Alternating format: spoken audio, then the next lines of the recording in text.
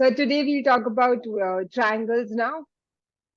So triangles Yes. का weightage क्या है? The triangle is a part of geometry, and weightage of geometry is 15 marks, right? And we have 2 chapters in geometry. पहले 3 chapter हुआ करता था, construction भी हुआ करता था, तो बड़ा सेफ होता था बच्चों के लिए. लेकिन अब हमारे पास 2 ही चैप्टर है, one is triangles and second is circles. And weightage of this unit is 15 marks. तो 15 डिवाइडेड बाय 2, दैट मीन्स कि मानकर चलते हैं कि एक चैप्टर का वेटेज इसमें 7 to 8 मार्क्स का होना है. अब 7 to 8 मार्क्स बहुत मेजर वेटेज होता है हालांकि इस चीज का. अब यहाँ पे बच्चों को यूजुअली ज्योमेट्री मुश्किल लगता है, टफ लगता है इस केस में. ठीक है, तो अब मैं अभी इस वीडियो में आगे भी बताऊंगा कि उसको हम टफ नहीं करें, डरे नहीं हम इस चैप्टर में. तो overall weightage of triangle is 7 to 8 marks. Yes. Next Sir, question. sir, for this lesson, textbook sufficient है या exemplar और बाकी resource books भी करना important है? Very good question. Your question is very good. इस केस में मेरा ऐसा मानना है कि बच्चे अगर एनसीईआरटी के सॉल्व्ड एग्जाम्पल अनसॉल्व को अच्छे तरीके से कर ले तो बहुत हद तक बच्चे सेफ हो जाते हैं. अब देखो, सेफ की बात मैं ऐसा बता रहा हूं कि सेक्शन डी में एक क्वेश्चन ट्रायंगल से बच्चों को देखने को मिलेगा. ये मेरा अपना परसेप्शन है, मेरा अपना मानना है.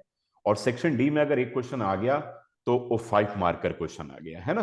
तो 5 नंबर का यहां से आ गया बच्चों को, 5 नंबर यहां से आ गया. बच्चों को प्रे करना चाहिए कि केस स्टडी के क्वेश्चंस ट्रायंगल से नहीं पूछे जाएं, क्योंकि जब जब केस स्टडी के क्वेश्चंस ट्रायंगल से पूछे गए हैं तो बच्चे वहां पर उलझे हैं. और केस स्टडी का अपना कोई फिक्स पैमाना नहीं है कि यही आएगा, यही आ सकता है, ये नहीं आएगा, ऐसा नहीं है. तो उस केस में केस स्टडी बच्चों को प्रे करना चाहिए कि केस स्टडी से क्वेश्चंस ट्रायंगल से नहीं पूछे जाए. First part. सेकेंड पार्ट कि अगर सेक्शन डी में एक क्वेश्चन आ गया तो बहुत अच्छा, बड़ी गुड न्यूज है एक तरह से. मैं कहूंगा बच्चों के लिए ब्रेकिंग न्यूज है, क्योंकि हमारे पास एक ही थ्योरम है ट्रायंगल में, that is basic proportionality theorem, right. उसका कन्वर्स तो हमें करना नहीं है, बाकी और कोई थ्योरम बनते नहीं है.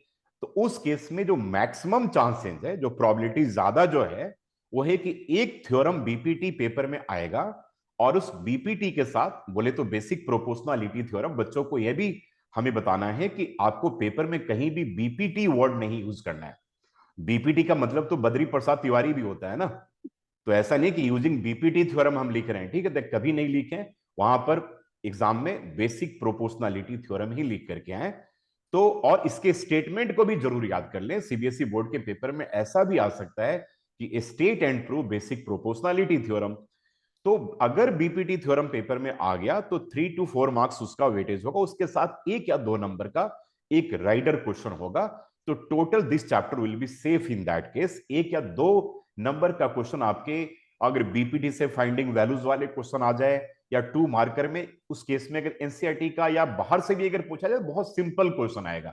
तो उस केस में ट्रायंगल टोटली बच्चों के लिए सेफ है, मेरा मानना है.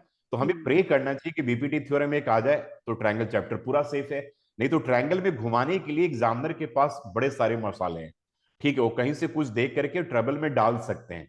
और केस स्टडी में तो बिल्कुल ही नहीं पूछे. तो बच्चों के पास जो 15 मिनट का टाइम मिलता है वो पहले ये देख लें कि यार मेरा ट्रायंगल सेफ है कि नहीं. तो अगर ट्रायंगल सेफ है तो कुछ भी देखने की जरूरत नहीं है. मानकर चलिए कि एक अच्छा बच्चा जो जिसने अच्छे तरीके से पढ़ाई करी हुई है, तो वो बच्चा आराम से 95% मार्क्स सीबीएसई बोर्ड के पेपर में लेकर के आने वाला है. तो ये तो रहा पहले वेटेज. और उसके बाद रहा कि NCERT book is very good book as far as this chapter concern. और एग्जाम्पलर की जरूरत नहीं है, मेरा ऐसा मानना है. अगर बच्चों के पास टाइम मिल जाता है तो सिलेक्टेड क्वेश्चंस फ्रॉम एग्जाम्पलर वो देख ले. अदरवाइज अगर नहीं अभी तक तैयार करे हुए तो सबसे पहले उन्हें एनसीईआरटी तैयार करनी चाहिए, क्योंकि एनसीईआरटी बुक ट्रायंगल के केस में सफिशिएंट है, सारे के सारे कॉन्सेप्ट्स हैं. But yes, solve example question जरूर करना है, हर एक क्वेश्चन को ध्यान से करना है. और कॉन्सेप्चुअल पार्ट की भी क्लैरिटी होनी चाहिए. तो ट्रायंगल उनके लिए बिल्कुल सेफ है. अगर हो चुका है ऑलरेडी एनसीईआरटी अच्छे तरीके से, तो एग्जाम्पलर के सिलेक्टेड क्वेश्चंस को देख लें तो ये चैप्टर उनके लिए बिल्कुल सेफ हो जाएगा. रेफरेंस बुक की जरूरत मेरा मानना है कि इस चैप्टर में नहीं है. तो आरडी, आरएस या बीके सिंह की बुक करने की जरूरत नहीं है. ठीक है, अगर ये 2 बुक कर लें, selected question from exemplar and NCERT book, that is more than sufficient. तो थोड़े बहुत अगर अच्छे तरीके से अगर आपके पास कॉन्फिडेंस बढ़िया है तो 1 या 2 नंबर का क्वेश्चन तो उसी कॉन्सेप्ट के बेस पे आप कर लोगे, तो नथिंग टू वरी। सर इसका ट्रेंड देखें कैसे है। हाँ, इसके ट्रेंड्स को मैं एक बार बच्चों के साथ एक बार हम डिस्कस कर लेते हैं। तो मैंने ऑलरेडी आई टोल्ड, ठीक है, टोल्ड यू कि वी हैव कन्ग्रुएंसी और सिमिलरिटी पे एक कॉन्सेप्ट पेपर में आ सकता है। ठीक है, मैंने कहा कि बेसिक प्रोपोर्शनलिटी थ्योरम बहुत ही इंपॉर्टेंट है बच्चों के आने के लिए, और थोड़े से जो सिमिलरिटी के कंडीशन है, एस से S condition, triple S condition और एंगल एंगल एंगल, जिसको ट्रिपल ए कंडीशन कहते हैं, लेकिन ट्रिपल ए की जरूरत कहीं भी नहीं होती है बच्चों को, वो एंगल एंगल कंडीशन से इंप्रूव कर लेना उन्हें।